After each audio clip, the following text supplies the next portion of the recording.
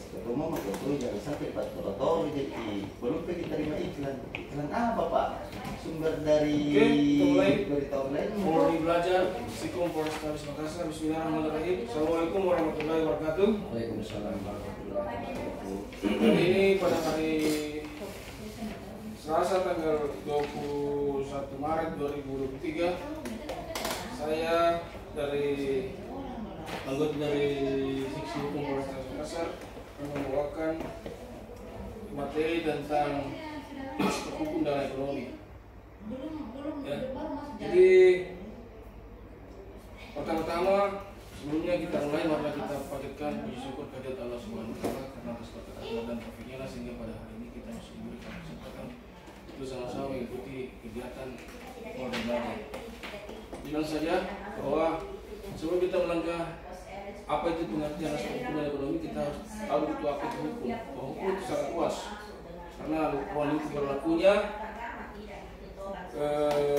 hukum menyangkut di semua lapangan kehidupan. Jadi hukum itu pengertiannya dia bisa masuk di semua lini ya, baik dari ilmu pengetahuan menyangkut masalah wisata alam maupun sosial. Hukum tetap harus dibutuhkan, apalagi dalam aspek ekonomi. Jadi tetap hukum itu tidak bisa diabaikan ya. Tetap dalam segi ekonomi ada hukum, tetap ada dalam kehidupan sehari-hari hukum, keluarga hukum ada ya. Masuk sih tapi pertama Tidak sepotong dulu sepotong. Di samping itu hukum sifatnya abstrak atau tidak dapat ditangkap oleh panca indera.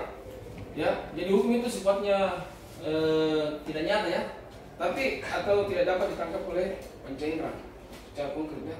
Dalam kondisi seperti ini akan sangat sulit bagi kita untuk membuat suatu pengertian yang begitu akurat ya, karena ada beberapa ahli teoritis yang memberikan definisi tentang hukum.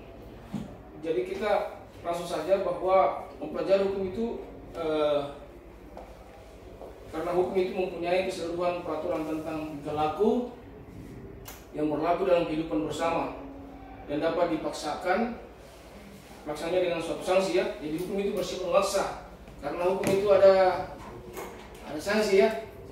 Kemarin kita lihat fakta ya, kita lihat sidang kode etik Profesi Polri ada sanksinya karena dan harus dipaksakan. Walaupun misalnya ada pertimbangan dari pembela atau dari lawyer dari sisi hukum bahwa pertimbangannya bahwa ada anaknya 5, terus bagaimana nanti kehidupannya ke depannya, nanti dapurnya bagaimana bisa berasap kalau sudah dipecat begitu. Tapi begitulah hukum ya. Jadi itu hukum itu ada sanksinya. Biar tidak ada sanksi berarti bukan namanya hukum. Hukum adalah himpunan peraturan-peraturan hidup yang bersifat memaksa, berisikan suatu perintah, larangan atau izin untuk berbuat atau tidak berbuat sesuatu serta yang maksud untuk mengatur tata tertib dalam hidup masyarakat. Jadi hukum itu bersifat mengatur ya, tata tertib bagaimana supaya tata tertib dalam suatu masyarakat atau dalam suatu institusi itu bisa berjalan normal. Menurut Pak Haji Sukri normatif. Hukum merupakan keseluruhan peraturan-peraturan hidup yang bersifat memaksa untuk melindungi kepentingan manusia di dalam masyarakat. Ada itu visi, ada data berjaga nih, kasih itu yang sudah terkait penelitian.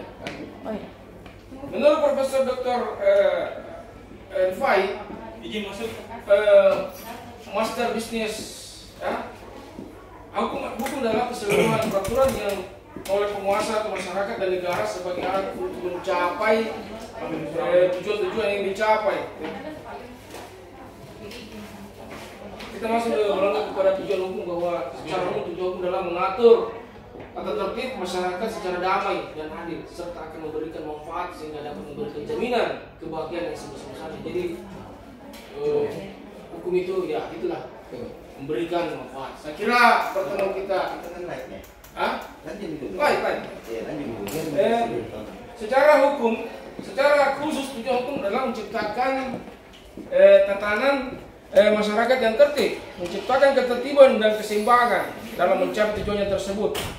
Hukum bertugas membagi hak dan kewajiban antar perorangan di dalam masyarakat, membagi wewenang dan mengatur cara memecahkan masalah hukum, memelihara kepastian hukum ya. Jadi itu hukum itu memelihara kepastian hukum. Tatanan yang diciptakan oleh hukum itu menjadi kenyataan apabila kepada subjek hukum diberi dan dibebani kewajiban. Dengan demikian hukum mempunyai arti apabila dapat diterapkan terhadap peristiwa konkret ya. Konkret hukum menjadi hak dan kewajiban untuk terjadi dengan perantaraan peristiwa hukum, yaitu peristiwa yang punya akibat hukum. Jadi adanya peristiwa hukum menimbulkan akibat hukum ya. Ya menurut kita lihat live-nya sidang Teddy Minasa, bahwa bagaimana mungkin saya dikatakan sebagai bandar narkoba sedangkan peristiwa hukumnya tidak ada. Ya itu tidak ada peristiwa hukum sehingga saya langsung dituntut oleh jaksa ya. Sama jaksa. Disidangkan sedangkan peristiwa hukumnya tidak ada. Kita selalu diisukan oleh Teddy Minasa dalam persidangannya bahwa peristiwa hukum terus diulang lagi. Sifat peraturan hukum itu bersifat umum, tidak ditujukan kepada seseorang tertentu, tapi untuk tiap orang yang terkena ya. Jadi bersifat umum ya, tidak ditujukan kepada orang tertentu, tapi untuk tiap orang yang terkena. Kemudian tidak hilang kekuasaan berlakunya bila peraturan tersebut telah berlaku terhadap sesuatu peristiwa tertentu, tapi senantiasa masih berlaku bagi peristiwa-peristiwa yang diaturnya. Kemudian bersifat abstrak, itu dapat diketahui perlu peraturan hukum yang diwujudkan. Perwujudan ini dapat berupa perbuatan-perbuatan atau tulisan. Ya. Kemudian kita melangkah kepada kaidah norma, ya. Jadi kaidah norma tidak bisa lepas daripada hukum sendiri. Bahwa secara umum norma merupakan aturan berlaku dalam suatu kelompok tertentu, di mana setiap anggota masyarakat mengetahui hak dan kewajiban di dalam lingkungan masyarakatnya, sehingga memungkinkan seseorang bisa menentukan terlebih dahulu bagaimana tindakan seseorang itu untuk dinilai orang lain. Secara khusus, norma adalah suatu kriteria bagi orang lain untuk menerima atau menolak perilaku seseorang. Kemudian norma agama merupakan peraturan yang diterima sebagai perintah, larangan dan anjuran yang diperoleh dari Tuhan Yang Maha Esa, bersifat umum dan universal. Apabila dilanggar maka mendapat sanksi hukum yang diberikan oleh Tuhan Yang Maha Esa. Kemudian norma kesusilaan merupakan aturan hidup yang berasal dari hati sanubari manusia itu sendiri, bersifat umum dan universal. Apabila dilanggar, setiap manusia tersebut akan menyesalkan dirinya sendiri.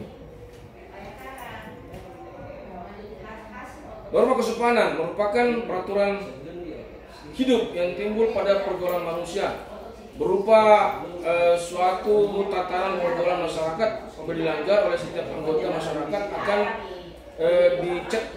dicekal atau diasingkan oleh masyarakat setempat.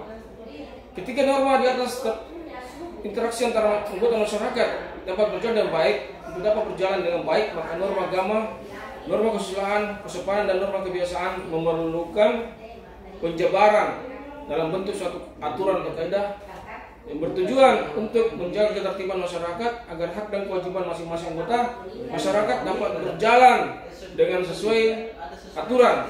Aturan tersebut dinamakan sebagai norma hukum. Kemudian kita melangkah kepada norma hukum, merupakan aturan yang bersifat mengikat setiap orang, yang pelaksanaannya dapat dipertahankan dengan segala paksaan oleh alat negara untuk melindungi kepentingan manusia dalam pergaulan masyarakat. 10 menit. Kemudian pembagian hukum nanti kita lanjut pada edisi berikutnya, pada pertemuan berikutnya program Polri Belajar ya. Kesimpulan. Jadi kesimpulannya bahwa aspek hukum dalam ekonomi ini ada beberapa item ya, tapi untuk hari ini kita bahas dulu masalah hukum. Jadi kesimpulan daripada kita pengertian dari hukumnya itu sangat luas ya, jadi hukum sangat luas dan bersifat abstrak karena hukum itu bersifat memaksa dan memiliki sanksi dan menjaga ketertiban dalam masyarakat tersebut. Saya kira itu saja pertemuan kita pada pagi hari ini. Lebih dan kurangnya mohon maaf. Wabillahi taufiq wal hidayah. Wassalamualaikum warahmatullahi wabarakatuh. Waalaikumsalam.